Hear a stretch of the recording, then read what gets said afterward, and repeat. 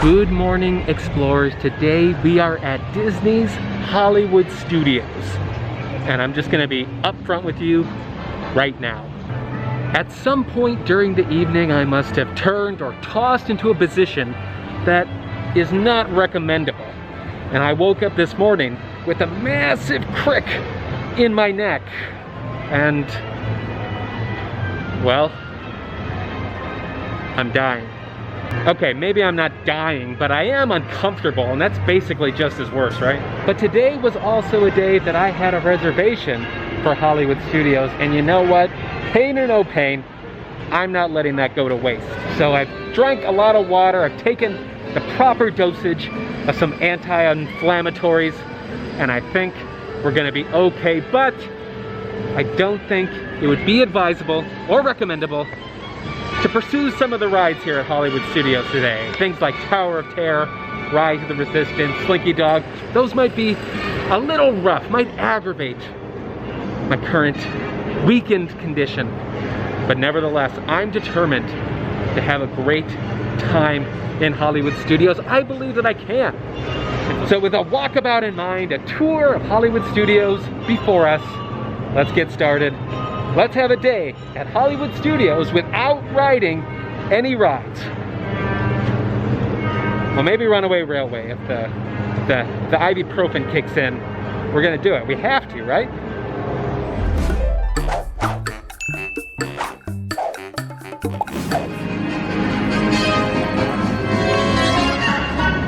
Whoa! It's the Chip and Dale. It's them. They're here. Wow, they're nuts. They're nuts. It's Minnie, right back seat. Donald and Pluto, the greatest. The best dog in the world. Right here, right for us. And check it out. It's the mouse himself. It's the Mickey. He's looking all dapper in his shiny suit and whatnot. Mickey, I'm glad to be here with you. And there they go, up the street. Mickey and Minnie drive Chevys. Now you know. Check it out. If I position this just right, there's a bluebird on my shoulder. Did I do it? Wait. It's the truth, it's actual. I can't see very well. I don't know if I accomplished it. I bet I did. Look at that. It's my own personal history represented right here in Hollywood Studios. Because I'm from Wisconsin. It says Chicago on this side. Why did they hide Milwaukee so hard? Why did they make it such a challenge to see Milwaukee? Who knows? Walking up Hollywood Boulevard here, getting a lot of the same sense memories as you'd get at Buena Vista Street in California Adventure. A lot of similarities for sure.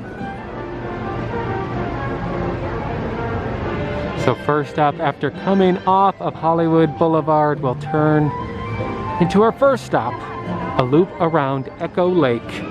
Roger Rabbit fans will appreciate that above the Hollywood and Vine restaurant here, we got some nods to the 1988 classic. It's apparently Eddie Valiant's office right there. We've come up to the Echo Lake Apartments, which I think is just a facade. I don't think people can actually reside here.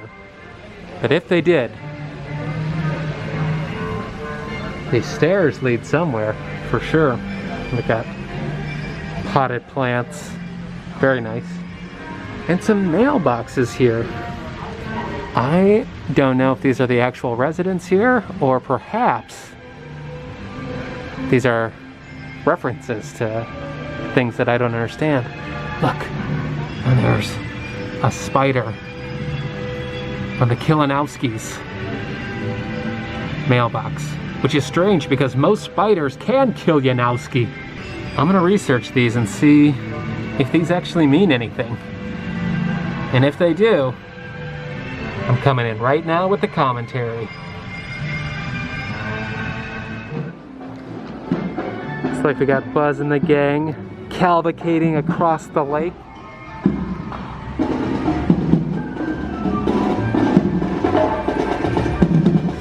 And look at these finds. Oh my gosh, there's Indy's hat. And canteen and bones. And pencils and lanterns and skulls. There's someone in here. Off the road, old chap. Here goes. Oh, I got a frightfully valuable artifact down here. Do we do it? Do we do it? I think we ought. No, It says not to. Unless it does. Here, let's try it. I say, come off the road, old chap. You're pretty good sport there. Nothing. Nothing. My mischievousness has not been rewarded. And of course, we have the actual Echo Lake before us, where we can come and see all the goings on in here. Perhaps most recognizably, we have Gertie the dinosaur here. Gertie, of course, is one of the first, I guess you could say, truly animated films. It was used in vaudeville routines, if I'm not mistaken, and it's sort of a gimmick at the time, and it was really just sort of cracking the door open for what animation would become. But here she is today at Echo Lake. Well, truthfully, I've only ever seen Gertie right in that position. There's proof otherwise that she walked over there herself.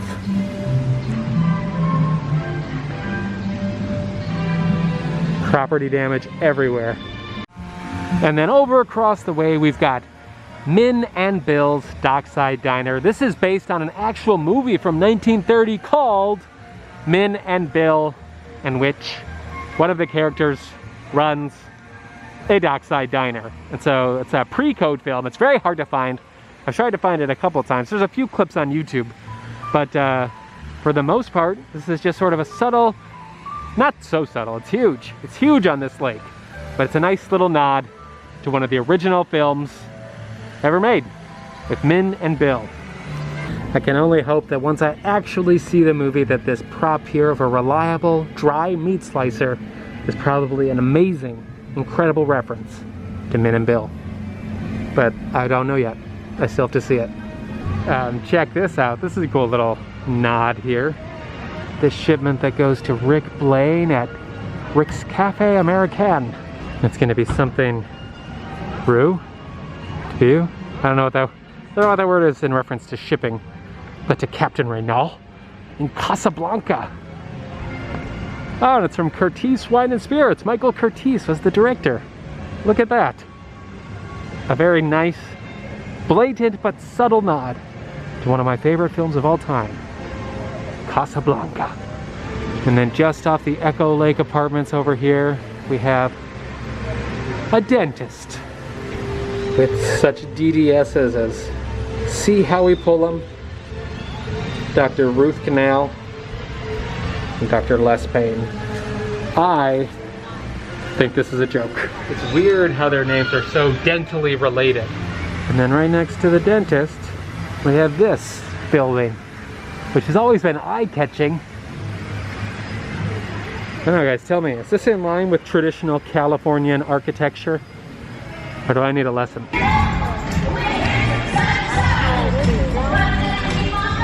The doc.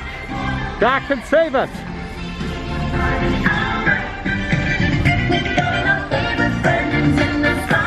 I know I'm not the demographic for the Disney Junior Cavalcade, but man, I really wish the Disney Junior song wasn't such a banger. We circled all the way around Echo Lake, back to Hollywood Boulevard, but I got another boulevard I want to explore. And for that, we need to go down Sunset. I've never actually looked, but tucked right back behind Legends of Hollywood there is a cool little nod to the Hollywood Tower Hotel. The shiny beacon, the towering beacon if you will, at the end of Sunset Boulevard. Did you know that the Sunset Boulevard here has its own version of the Carthay Circle Theater? I know it's based on a real place, but I only ever think of the one in California Adventure.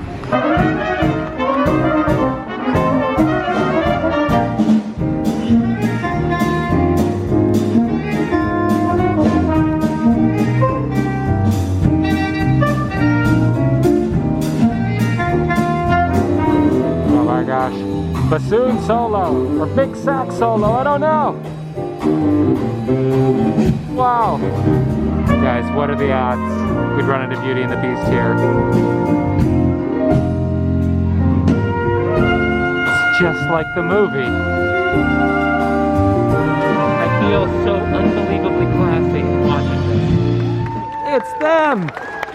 It's the B&B Players! And Beast, Lumiere, Concord, Mrs. Potts, and Chip. Folks with the Disney Society Orchestra, thank you for joining us here today. Tower of Terror only has a 20-minute wait. I mean, I'm kind of okay. I mean, I can turn my head in the right ways, but I think if I went through with it, I'd scream louder than I ever have before.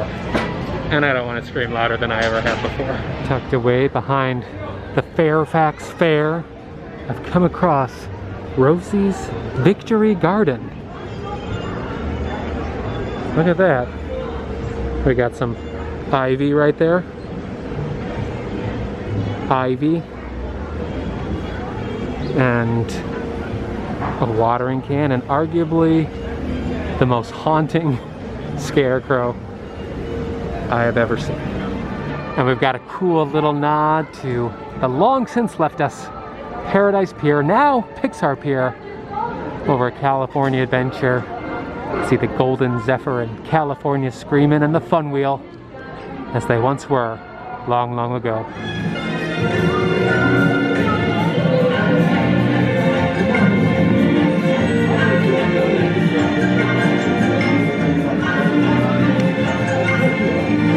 And since I'm in here, I may as well check out the movie, One Man's Dream, a decent solid history of Walt Disney. Dreams come true. Well, he certainly knew that secret. He touched the hearts of millions of people around the world. The story of Walt's life is truly an amazing one, and no one can tell it better than Walt himself. We would combine cartoon and live action in an enormous fantasy, Mary Poppins. As the original Mary Poppins budget of $5 million continued to grow, I never saw a sad face around the studio. And it has begun to rain during our showing of One Man's Dream. A lovely film. A lovely, lovely film.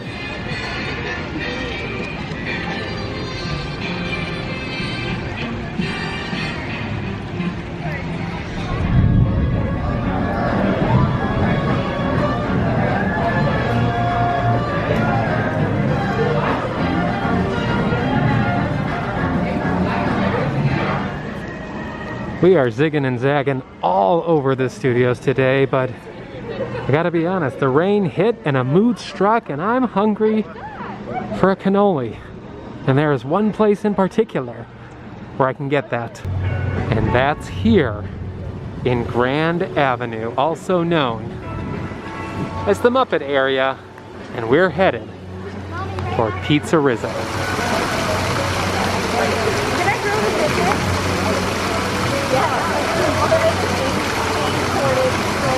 Believe it or not, I have not made my way over to PizzeRizzo before. I was here long ago when this place was still Pizza Planet.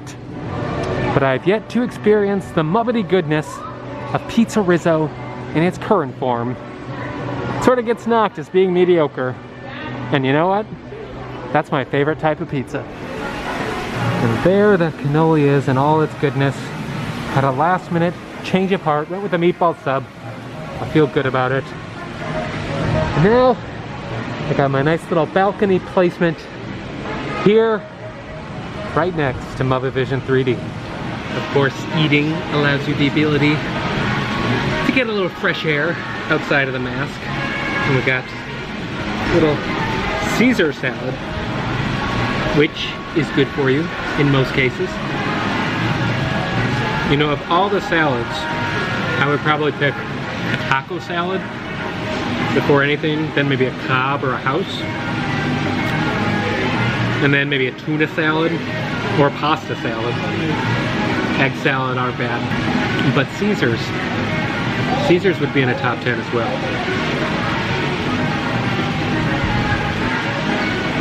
So let's continue with the meatball sub. Look at that. It's not practical. The bun should be a little bigger, right?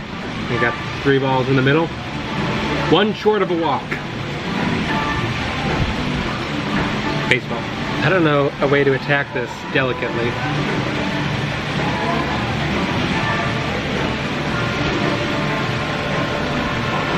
That's the problem. I'm too easy to please. Because this tastes great. But it also tastes exactly like a meatball sub from Subway for $5.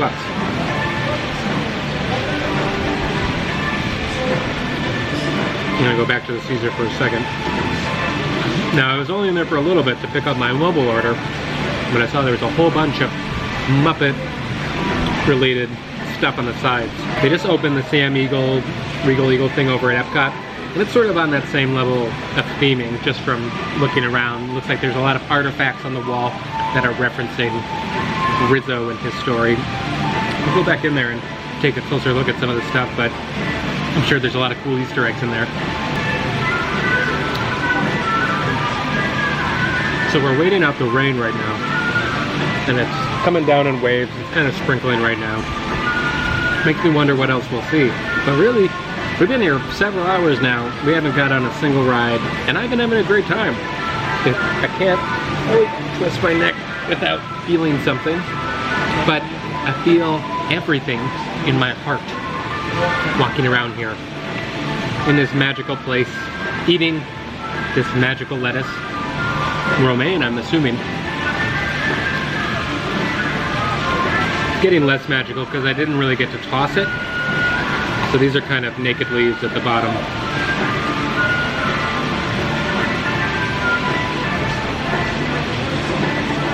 I did get a boarding group for Rise to Resistance too, but it hasn't been called yet. I don't know what I'm gonna do about that.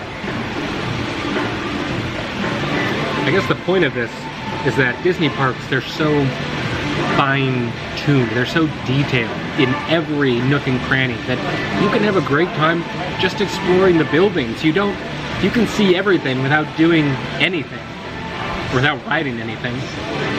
And they could still see shows. We could have gone and seen McQueen. We didn't see McQueen. We should have. We could have. We still might.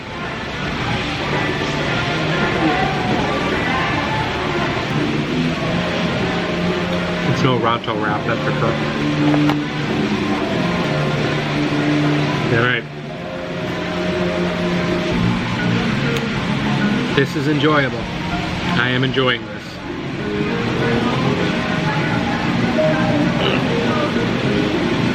But since we're in the area, we might as well stop here. Muppet Vision 3D. Hey guys! Help!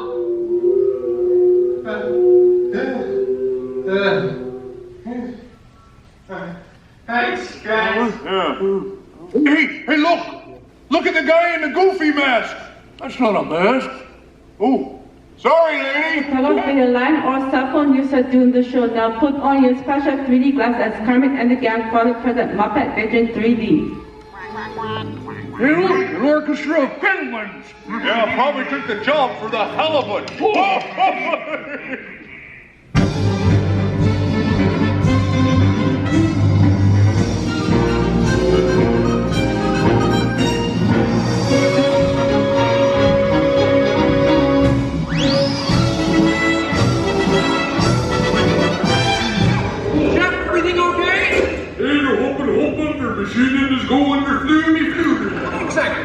Did you say cheap 3D tricks?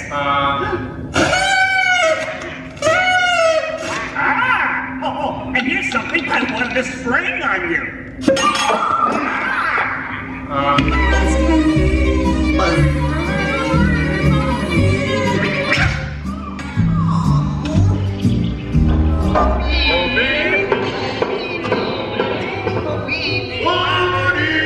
Hey, what's all the commotion about? Well, he ran away. Well, you know what that makes him? Smarter than us. Has anybody seen a bunny? I don't see a bunny. Where? Where? Oh, nothing up there but a bunny. Bunny? Me! I'll send you a quick one. I'm sorry. Oh, no, please, don't shoot. Stop, everybody. Stop. No, not you.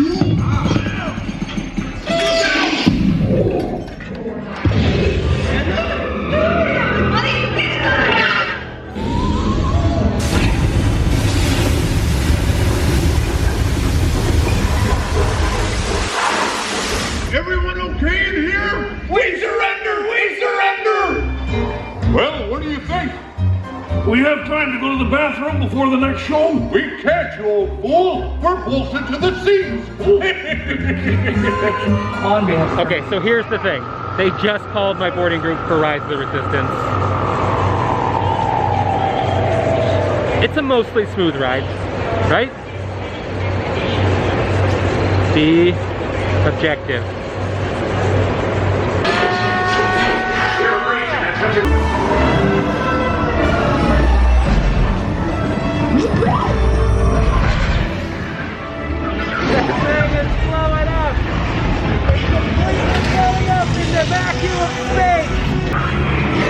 Your efforts are wasted. We're still in B mode! We're in B mode! Resistance is about to be destroyed. This is my comeuppance for riding against guidelines. It's what I deserve. What do you think, Armand? What do we do? What do you do, Armand? Ah!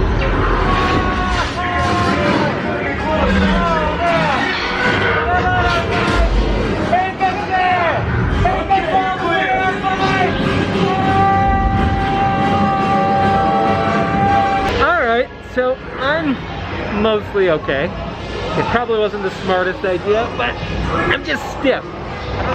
But then again, I don't really have a back problem. It's just an irritation of my current condition. So, I don't know what you took away from this today. We didn't get to see a lot of Galaxy's Edge or Toy Story Land. There's so much left to explore. But what we found out today is that even if you don't ride rides, it's very easy to have a great time, but it's also very hard to not ride at least one thing. And so, we failed in that regard, but I think we succeeded in having a great time. Well, obviously, if I did rise, until next time, we'll see you in the happy place. Bye. Nothing can stop us now.